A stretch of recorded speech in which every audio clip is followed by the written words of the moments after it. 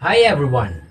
This video is all about safety in machine shops, and we will determine the different kinds of personal protective equipment and safety measures using the basic hand tools. But before we can use any equipments, machines, we should first understand the basic safety rules, and those are: number 1.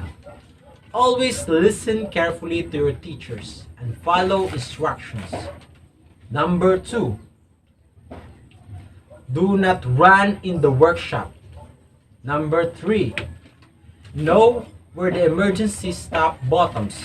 Number 4. Always wear good strong shoes like this.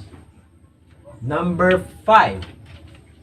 Bags should not be brought into workshop as people can trip off them. Number 6. Do not use any machines or equipment if you have not been shown how to operate it safely by your teacher. Lastly, number 7. Always clean the workplace after using it.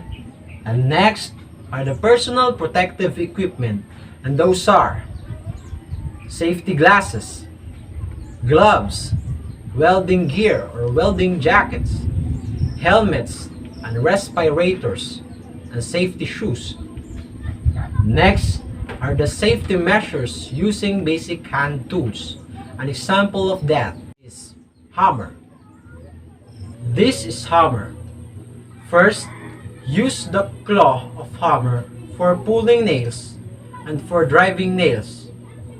And next, don't strike nails or any other objects with the cheek of the hammer. And next, do not strike one hammer from another hammer. And lastly, don't use hammer or any other hand tools if your hands are oily, greasy, and wet.